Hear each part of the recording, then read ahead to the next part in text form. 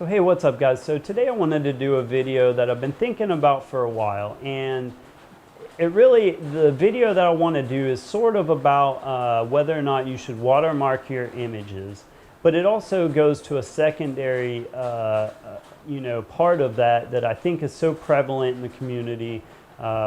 When you start talking to people, you get on Reddit, etc.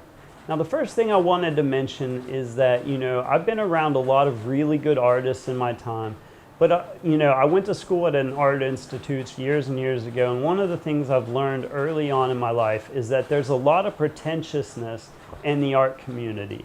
A lot of artists who feel very elite about themselves and use it to put down others. They don't understand how subjective art really is. And then again, there's also another subset where they try to find meaning where there really isn't much.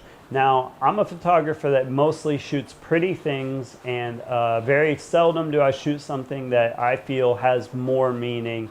Some of you guys, that's all you do. Congratulations. But mostly I am a landscape photographer, and I shoot images that I find beautiful, and that's what I like to do. So that said, I would just mention that there's a lot of people who, sort of push meaning into their images and expect other people to feel their superiority. Now, the reason I say that is because that issue comes up over and over again when you start looking out as to whether or not you should watermark your images. When you ask other people, you're going to inevitably find many people who say, why should you watermark? Your images are shit and you shouldn't even bother, you shouldn't share them, that's just how it is. You're going to find a lot of people like that. I have other videos where I've talked about this, but art truly is subjective. Their opinions are nonsense, and their elite attitudes keep people out of the field, and that's not how you should approach photography. That said, there are rules of composition that make differences, but what you're going to find is that those rules are meant to be broken, and everything about art is subjective. So shoot what you like to shoot. Forget all the other people that want to claim superiority over you. You might think my work sucks. I might think your work sucks. It doesn't make any difference at all. Shoot what you like to shoot.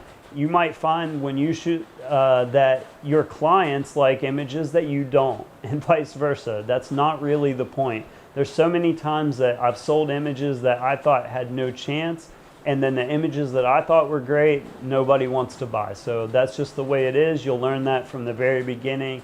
It's better for you to just figure that out now. So ignore all the people who say your images are worthless, you shouldn't bother trying to protect them. That's not the point. Now, second of all, should you protect your images? That's up to you. But I will mention that I started photography very early on in the internet revolution, and there weren't a whole lot of sharing of images going on at the time. I started in film, and I would just mention that it took me many, many years of shooting before I ever considered putting my images online.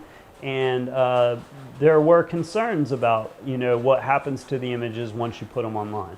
Now, what I would say is that if you put them online, they will be stolen.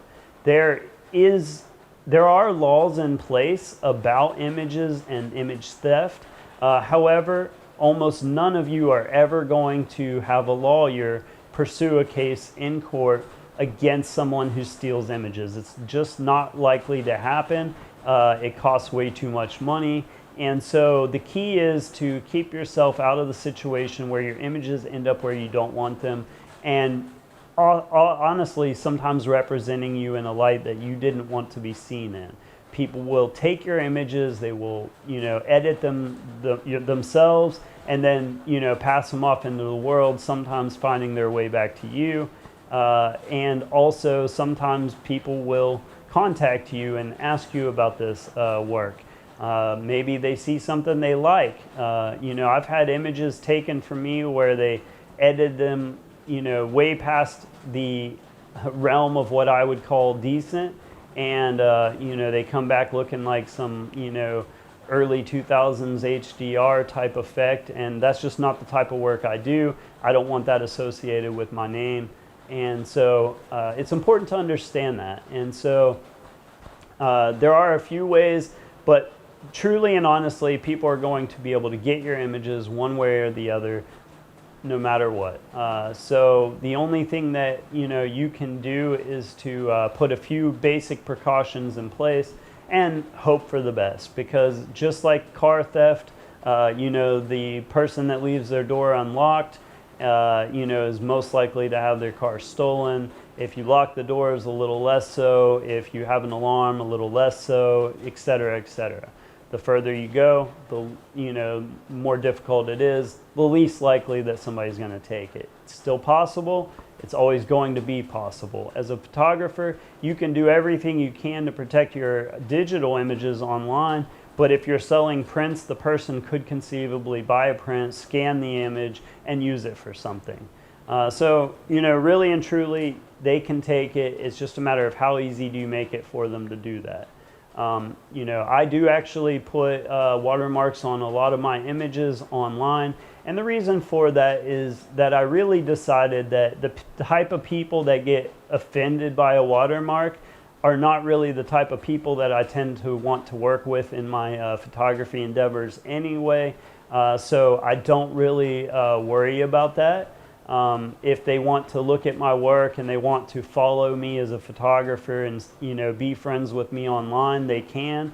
But that's not really where my concentration lies. My concentration really lies in selling prints and doing, you know, commercial work from time to time. And so, you know, that's really what it comes down to for me. If it keeps some people away, that's fine, so be it. There's thousands of other photographers that they can follow and check with and see, you know, and they can watch online.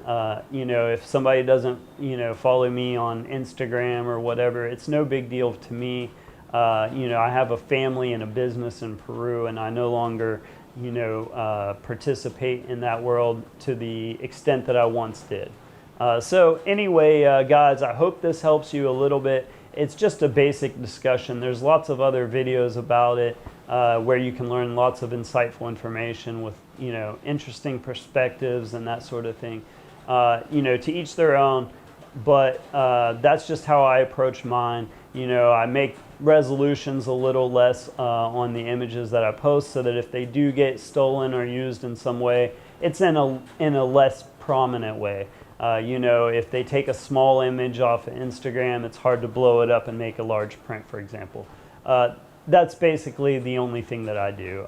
Slight watermark, maybe, you know, lower the opacity where it's just a, you know, sort of semi-transparent thing on the image.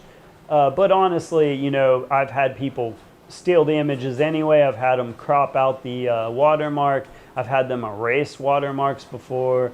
You know, you should definitely consider, you know, the image embedding type of watermarks. Those are good options for, you know, people that are really serious about it. And, you know, don't forget your metadata information. From time to time, do your reverse image searches on Google and things, and, you know, just see where the images are being used, because most likely you're not going to, you know, have a lawsuit to try to, you know, stop the usage of your image. But there are some little things you can do to have the images removed or something like that if you need to. There are services available that will help do that for you.